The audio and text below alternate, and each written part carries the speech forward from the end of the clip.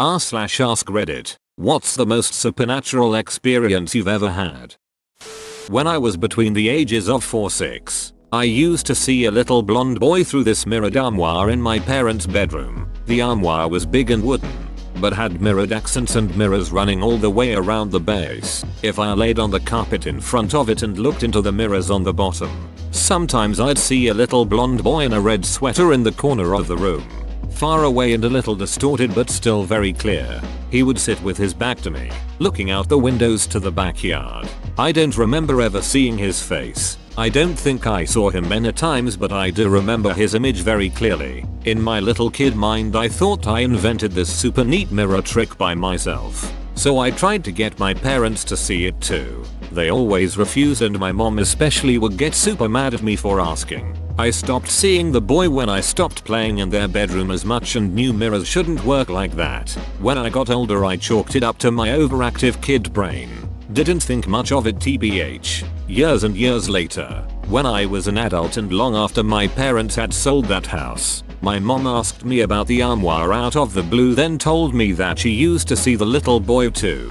Not in the mirrors but sometimes just out the corners of her eyes, like she'd be cooking and catch a glimpse of blonde hair pass by her hips, at a kid's height, and occasionally in dreams. It didn't happen too often but just enough to deeply freak them out. So when I mentioned seeing the same little boy, my mom was just terrified herself. There were other strange stuff in that house, but this was 100% the most vivid I remember. When I was a kid, I spent a lot of time at my grandma's house. Both of my parents worked long hours, so her place became like a second home. She was a tough old woman, rail thin, but strong. Sometimes I'd watch her going about her routine and wonder if she was some kind of a witch. She just had a witchy way about her. But, of course, that might just be what resourcefulness looks like to a kid. Anyway, her house didn't help. It was old. Everything in it was old. And it was dark. I don't know how best to describe it other than to say I always felt that being inside my grandma's house wasn't much different from being outside of it. In any season the windows in the house would stay jammed open with old, bent screens, which had to be shimmed into place with old slats from some discarded louver door. Grandma had this rusty pot-belly stove right smack in the middle of her bedroom. I remember constantly dodging it as I ran through the house playing. At night, she loaded the stove with one great big chunk of hickory, and you could see the flames licking through the cracks. I'd lay on the floor with my sleeping bag, positioning myself so that the stove was in between me and Grandma's bed. Facing this direction meant that I could easily see the window at the foot of her bed. It was like a nightlight for me. Everything in that house was black at night, unless there was a window nearby. So, there I lay one night. It was chilly, and I remember having trouble sleeping because the moonlight coming through the window was so bright. It was late, which meant the stove wasn't roaring anymore. Besides my grandma's breathing, the whole house was dead silent. It was just the two of us. No one else was in the house. Without any warning, a tall black figure calmly walks from the shadows at the far side of the room. He passed between the stove and bed, across the floor just a foot from my head, and out through the doorway into the kitchen. I was petrified, couldn't move an inch. This may sound crazy, but had I felt like a burglar was in the house, I'd like to think I would have moved, or shouted, or something. I didn't think it was a burglar, though. No specific reason why. It just felt wrong. I don't think I fell asleep that night. All I remember is staring at the kitchen doorway for a long time. When my grandma woke up, she rolled out of bed and grabbed the fire poker. I sat up and began to tell her what I'd saw. Like I said, I always felt like my grandma was a little bit witchy. After I finished telling her about the tall man, she just poked at the coals in the stove and said, haven't seen him in a long time. I used to do pest control. Went to a customer's business for the first time. As I walked in the office I noticed some pictures that were supposed to be hanging on the wall were on the ground, and then saw some papers which looked like they had been thrown and scattered off a desk. I picked everything up so I could apply treatments to the floorboards and surrounding rooms. I then went to treat the only restroom in the office. I simply knocked on the door as a courtesy, as I always do before entering any restroom. There was no reply for nobody was in there, so I went and applied treatments to the restroom and I closed the door behind me. As I walked away from the door I know I heard somebody grab the door handle, twist it open and open the door. I turned around and looked to see nobody behind me but a door swinging open. The hair on my neck instantly stood up and I put 2 and 2 together. I grabbed my shit and ran downstairs. The receptionist saw me and started laughing. She asked me if I had met their little friend upstairs. My remote once jumped off the TV by itself, the old shoebox type of television. When I was watching with my girlfriend, didn't fall or slide off. We actually saw it take a leap as if somebody threw it. We both just sat there being really confused before even questioning it out loud. When I was 16, an uncle, dad's brother, passed unexpectedly. Weeks later, I had a dream about him and he told me to quit smoking cigarettes. It was way more involved but it's been 20 plus years so I don't remember the rest. A month or so later, I mentioned the dream to my parents and my dad started crying. Got up and walked away. Apparently he dreamed of talking to his brother too. And he'd told my dad that he, uncle, needed to talk to me. When I was around 12 my mother had to go out of town for a bit and she left me home alone for a few days. We lived close to relatives so it wasn't a big deal back then. She refused to give me a mobile phone because she figured she could just call me on the landline if anything came up. She told me the date when she'd be back and that was that. The date arrives and I hear my mom knocking on the door downstairs, calling my name. My dog, who loved her, got excited when she heard her voice and ran down ahead to greet her. She got to the door, freaked the hell out and ran back upstairs to me. I refused to go down and open the door. The phone started ringing and the knocking stopped. I picked up the phone to hear my mom say, "Hey, I'm sorry, I have to stay one more day here. I'll head home tomorrow." Too long didn't read. Someone something pretended to be my mom. Didn't fool the dog. My grandfather loved my grandmother a lot. He would constantly tell her she was beautiful and would always do embarrassing things to make her laugh. Unfortunately she died a few months after being diagnosed with cancer. This affected him a lot but as time went on he came to terms with it. My grandfather lived on for another 18 years. In his final years he developed really bad Alzheimer's that led him to forget that his wife had passed away and would often call for her or ask us where she went. We'd explain to him that she had passed away but it always made him distressed and upset so we decided to tell him she'll be back soon every time he asked where she was. A month or so before my grandfather passed away, I was at his house with my mother and we were all sitting in the living room. My grandfather who was seated on his chair all of a sudden starts frantically asking us where my grandmother was. We calmly explained to him that she'll be back soon and she was just out doing some chores. Unlike most times, he was being persistent on wanting to see her. We explained to him again that she'll be back soon but he kept getting more persistent. He started to frantically call for her. He screamed her name as loud as he could over and over again until out of nowhere every single door and window in the room flung open all at once. Now we could say that it was just wind but all the doors and windows in the house had secure locks and would stay locked at all times since my grandfather would wander off or forget to lock his doors. All the doors and windows burst open and at that same second my grandfather, who was facing the front door, says, "What took you so long? I've been waiting for you," with a smile. My mother and I didn't see the person my grandfather talked to but I'm sure that he saw his wife.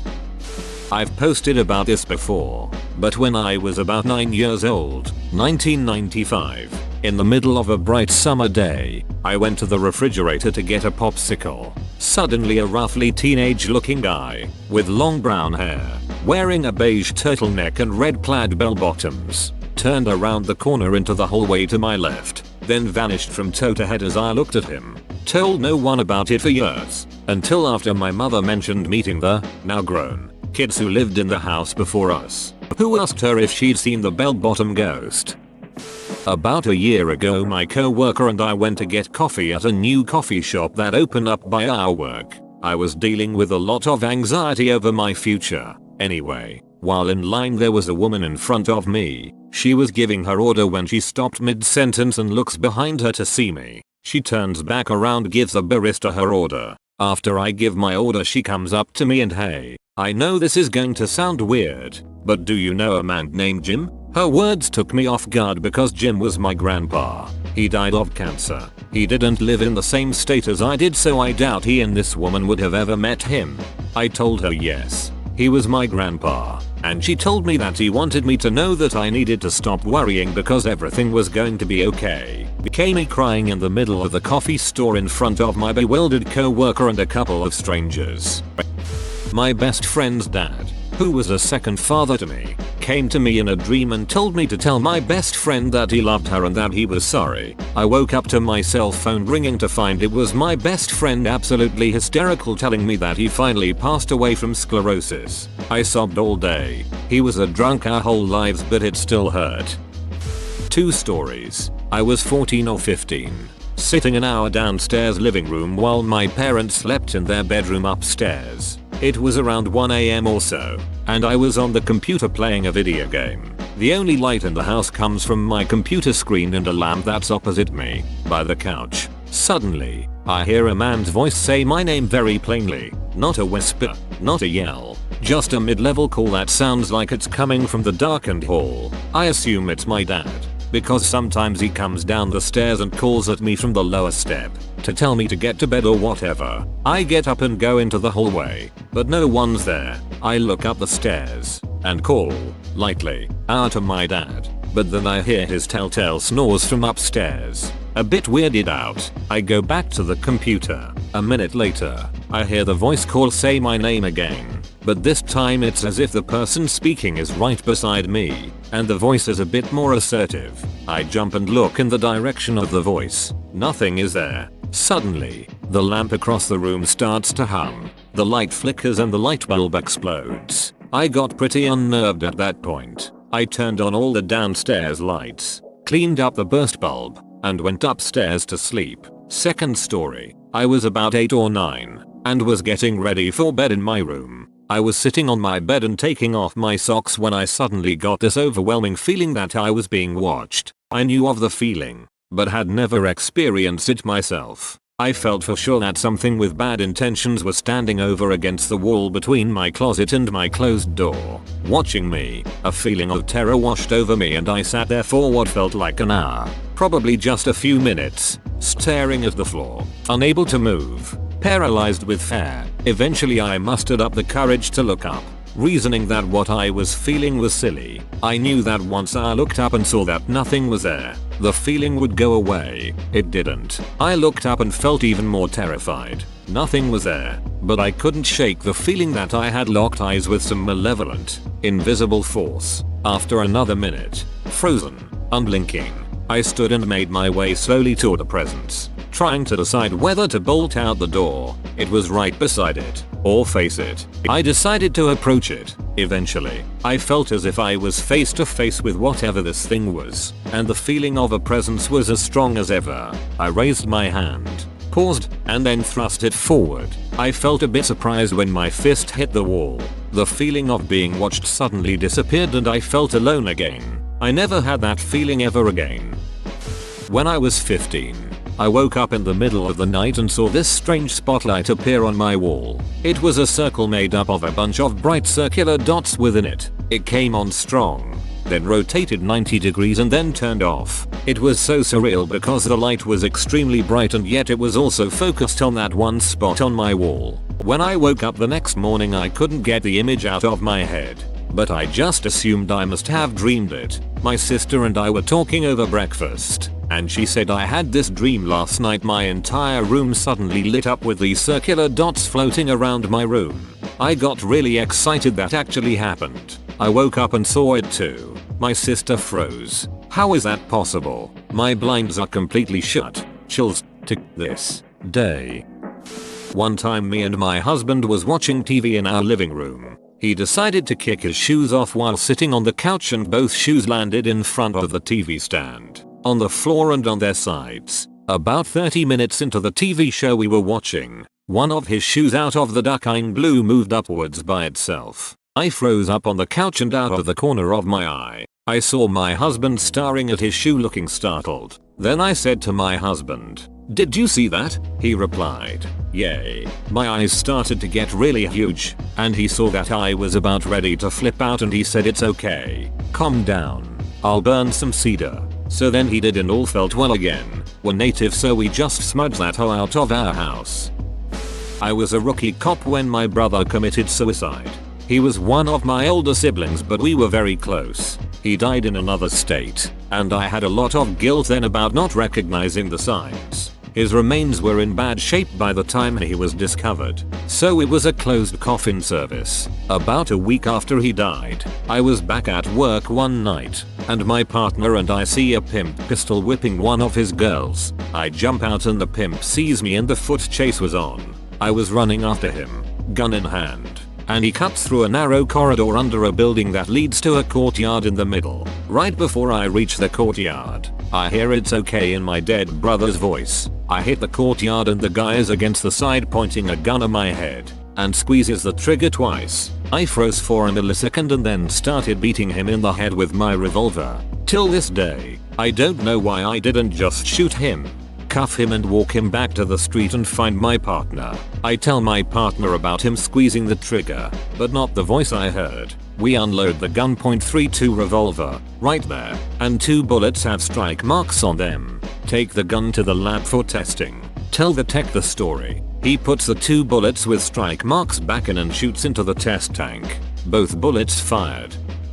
I live in a small village in Louisiana. Most women I know have had supernatural experiences of varying degrees. My mom's mom, saw a ghost boy in her family home. My great aunt, Mormor's sister, heard God's voice at a cemetery, warning her to stay in her car. My mom heard the disembodied voice of a little girl giggling and yelling "Mama" in Mormor's family home. Those are all pretty par for the course. Could easily be explained away by them mishearing things, or having a brief hallucination. For me, it was a little more substantial. I have crazy vivid dreams, the kind that have so much detail in them that my more superstitious friends and family believe they aren't dreams at all, just glimpses into potential past lives. However, they've always just been dreams to me. Sure, they were realistic in ways they shouldn't have been, but dream science is weird. Then, when I was 12, I had a dream that came true. Like I said earlier,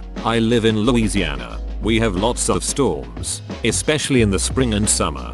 One day, in that weird week when it's too warm to be spring but not humid enough to be summer, there was a huge thunderstorm. I fell asleep on the couch listening to it. I dreamed that a tornado happened near Mormor's family home. The tornado wrecked her rose bushes, tore down her willow tree, and ripped off shingles in a specific part of the roof. The next thing I know, my mom is standing over me and rushing me to get dressed. She says Mormor's house was hit by a tornado. We drive to her place, and the yard looks exactly like it did in my dream. Same wrecked rose bushes, same torn up willow tree, and in the exact spot in my dream, missing shingles. I told Mom and Mormor what I had dreamed, and that's when they told me about the weird things that happened to the women in our family. I was spending the night at a friend's house who had a lot of woods on his land. We were probably 14-15 or so. We set up a tent back in the woods, maybe a 30-minute walk from his house. We hung out in the tent listening to music on a boombox and bullshitting, smoking cigarettes like true rebels. Standard teenager shit. As the sun was going down, we decided we didn't really want to spend the night in the woods and started walking back towards his house. There was still enough light to walk, but it was kind of a hassle. As we were walking and talking, we both went silent mid-sentence. We just starting walking quietly for a little bit. Then I say to my buddy, "You feel that?" And he says back, "Yeah." "What is that, man?" And we're both looking around. I have this hair-raising feeling like something hostile is watching, but don't hear anything. We start walking just a little bit faster, as there's still a little ways to go. We both have this feeling of dread, and out of nowhere we both ducking stop and end up back to back looking around. My fight or flight response is dialed up to 11, and my brain has chosen fight. My friend yells, "Something is out there." I tease coming. My whole body is tensed up and ready to explode. I'm ready to grab and ducking rip apart the next thing that moves in front of me with every fiber of my being. It was such a surreal feeling, like a wild animal wearing my skin. I let out this panicked battle cry because my brain is 100% convinced that I'm about to fight to the death with whatever's in the woods. As soon as I do, we hear something start tearing through the woods away from us. Going back the way we came, we both start sprinting through the woods at full throttle, just running directly through small trees and branches. Neither of us stops until we're inside his house and the back door is closed. We both ran so hard that we almost passed out. It took us a while to catch our breath. We have no idea what it was in the woods. Not sure if this counts as supernatural, but here it goes. The summer after I graduated high school, I got a job delivering pizza to help save money for college. I had a lot of run-ins with some pretty weird characters, but nothing like what happened this one night. It was a Friday night. We deliver pizzas until 3 AM Fridays and Saturdays. It was 2:45 AM and we were preparing to close when our manager said we got a call for a delivery at place almost 20 minutes away. Being the desperate for money teenager I was, I offered to do the delivery. This was before smartphones had GPS, so I used a Garmin. I plugged in the address and off I went. The Garmin took me deep into the backwoods of rural Texas. I finally arrived to my destination. The house looked like something in a horror movie.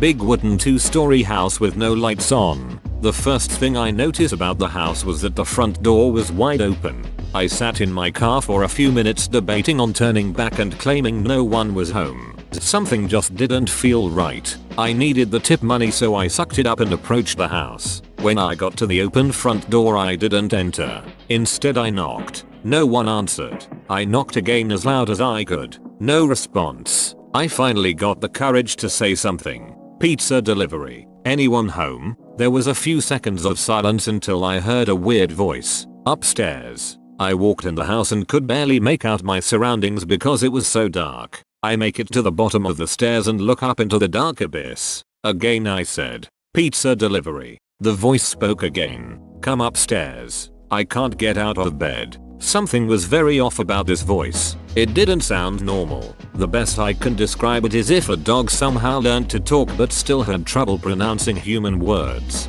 The hair stood up on my neck. There was no ducking way I was going up there. The tip wasn't worth it. I placed the pizza at the bottom of the stairs and shouted, "I'm leaving it here at the bottom of the stairs. Have a good night." As I turned away, the voice said, "No, come upstairs." "I can't get out of bed," I replied. "I'm sorry, I'm not even allowed to enter someone's home on the job. You'll have to come get it." I heard some loud banging from upstairs with the voice shouting at full volume, "Come upstairs." I can't come out of bed.